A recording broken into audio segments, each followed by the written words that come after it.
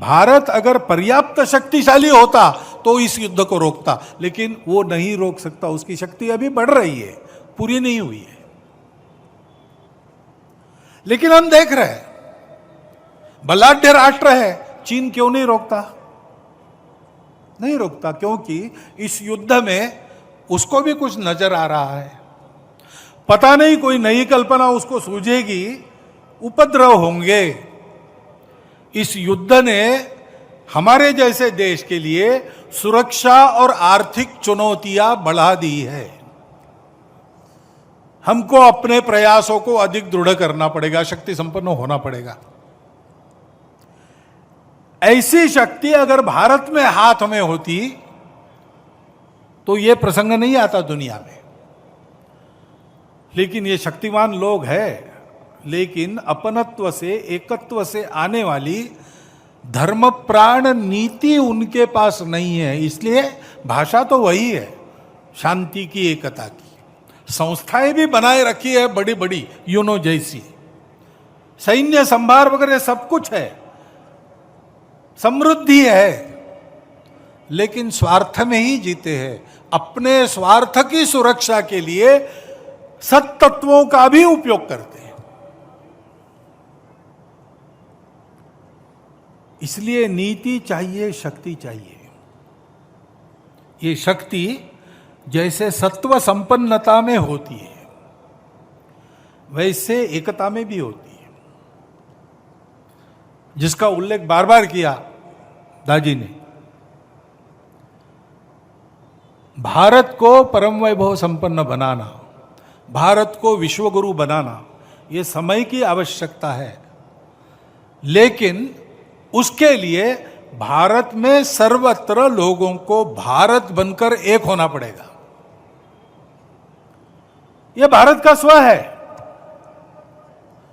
वो किसी पूजा के आड़े नहीं आता,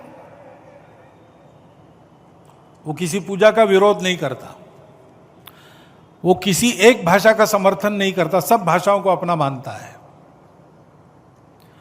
वो सब प्रांतों के लोगों को अपना ही मानता है। एक ही भारत माता के सारे पुत्र हैं, समान पूर्वजों के सब वंशज हैं। और यही स्व आधारित धर्म संस्कृति सबको विरासत में मिली है।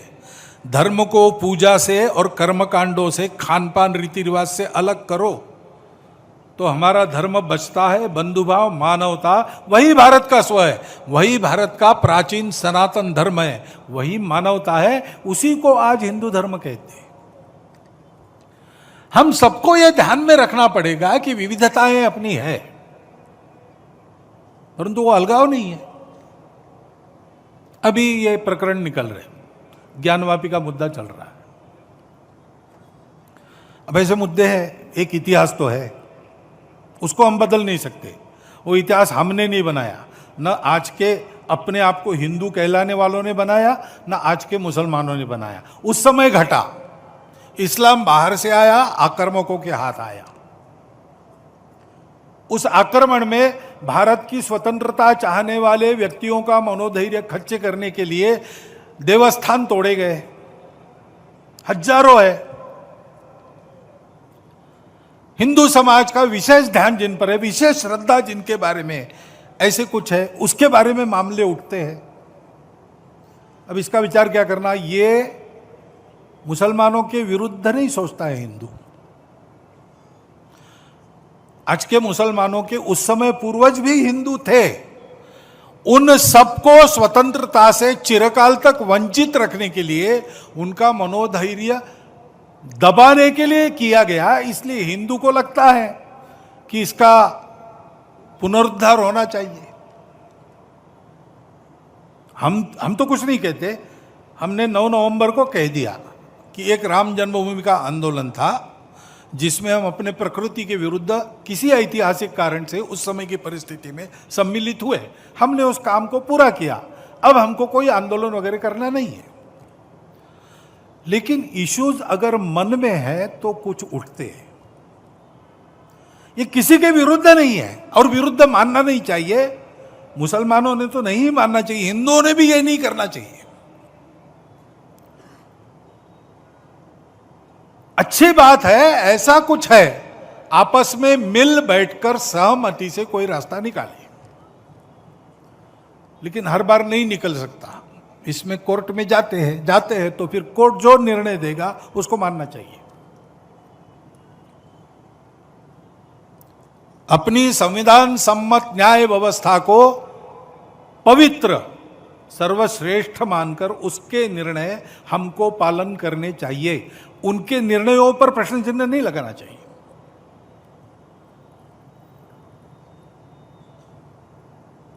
और ठीक है, प्रतीकात्मक कुछ हमारी विशेष श्रद्धा थी, ऐसे स्थानों के बारे में हमने कहा, लेकिन रोज एक मामला निकालना नया, यह भी नहीं करना चाहिए। हमको झगड़ा क्यों बढ़ाना है?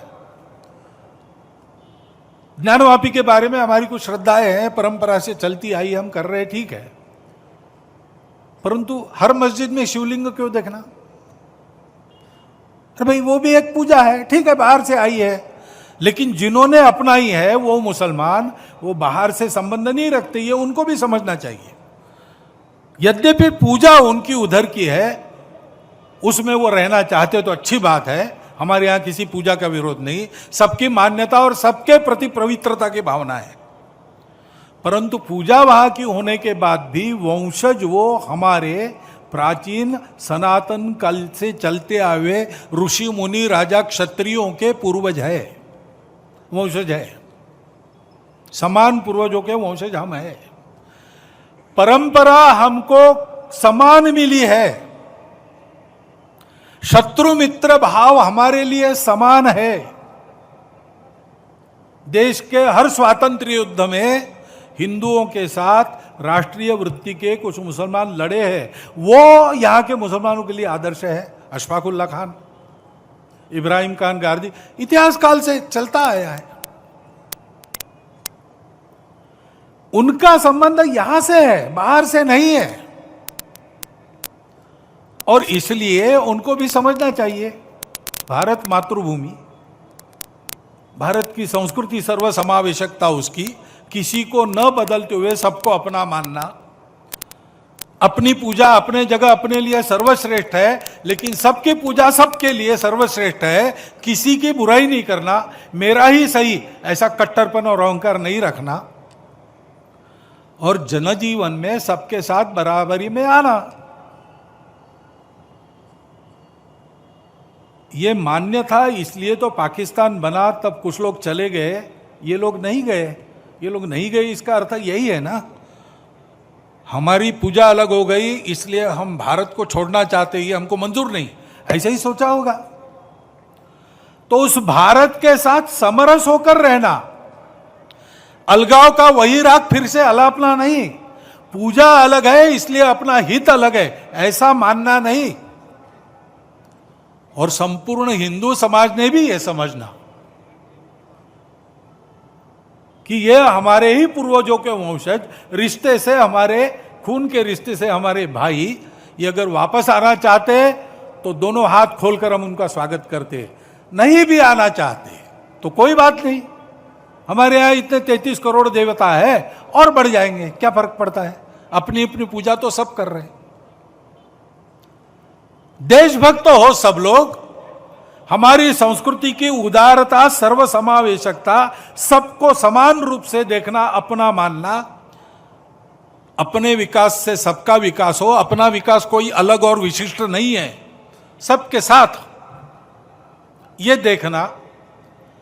और हमारे वही पूर्वज है जिन्होंने हमको ये विरासत दी, उनके गौरव को मन में रखकर उनके रहन सहन का अनुकरण करते हुए आगे चलना।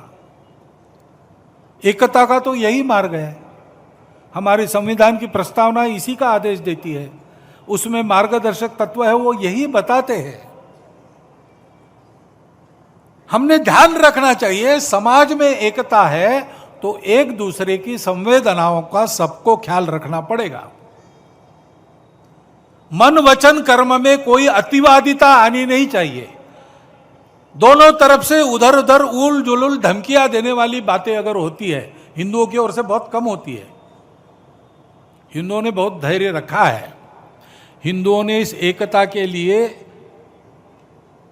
बहुत ज्यादा कीमत भी चुकाई है, देश भी तोड़ दिया है, और फिर भी ऐसे स्वर उठते हैं और उसका विरोध कोई करता नहीं उधर से।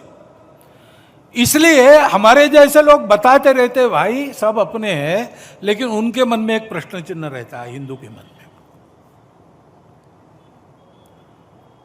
और इसलिए अपने अपने ऐसे अतिवादी लोगों को टोकना चाहिए। हिंदुओं में टोकते हैं, हम भी कुछ बोल गए तो हमको भी टोकने वाले लोग हैं। हिंदू समाज किसी प्रकार का अतिवाद मान्य नहीं करता है, इसलिए हिंदू समाज में सब लोग आए, यहूदी आए, पारसी आए, विश्व का हर देश जब भी दिग्भ्रमित हो लड़खड़ाया, सत्य की पहचान करने इस धरा के पास आया। भूमि यह हर दलित को पुचकारती, हर पतित को उद्धारती।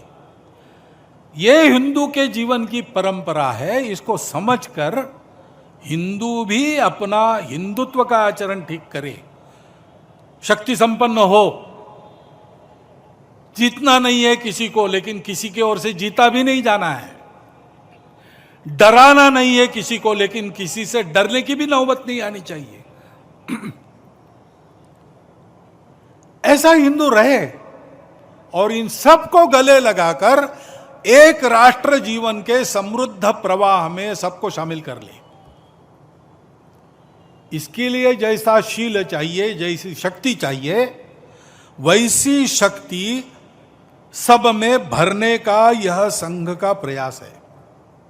अत्यंत आवश्यक, अनिवार्य ये आवश्यकता है देश की, क्योंकि हम सबको भाषा, प्रांत, पंथ आदि की सारी विविधताओं को लेकर एक दूसरे से दूर करना, आपस में लड़ाना और उन झगड़ों की आग पर अपने स्वार्थ की रोटियों को सेकने का उद्योग करने वाले अभी भी कार्यरत है। दुनिया में भी है, देश में भी है। उनके चंगुल में किसी प्रकार के समझदार लोगों को नहीं फंसना चाहिए। लंबा चलना पड़ेगा। आज ऐसा विचार आया, किसी ने बोला और कल बदल हो गया, ऐसा नहीं होगा। कठिन रास्ता है, उबड़ खाबड़ रास्ता है, लेकिन इसमें से जाना पड़ेगा।